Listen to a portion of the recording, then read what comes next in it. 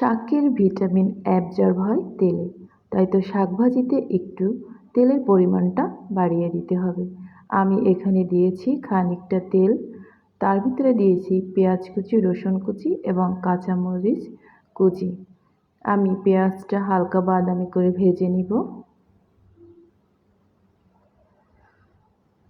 পেঁয়াজ ভাজি হয়ে গেছে। এখন এর ভিতরে আমি দিয়ে দিব কলমি শাক।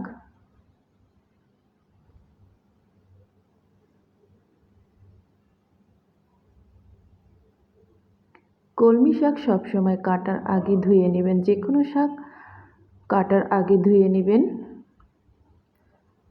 এবার সব কিছু ভালো মতো মিক্স করে নিব।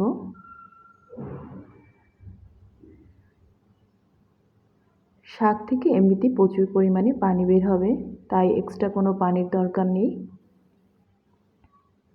পরিমাণ মতো হলুদ এবং লবণ দিয়ে মিশিয়ে নিব।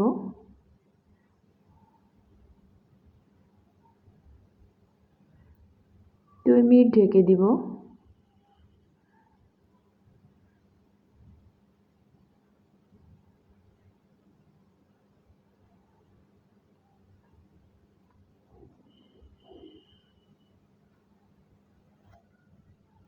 দুই মিনিট ঢাকার পরে দেখুন আমার শাক অর্ধেক হয়ে গেছে এবং পানি ছেড়ে দিয়েছে।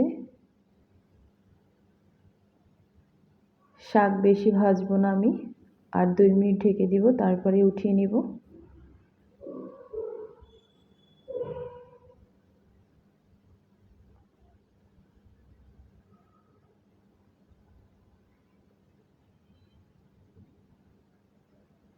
দেখুন ফাইনালি হয়ে গেল আমার শাক ভাজি।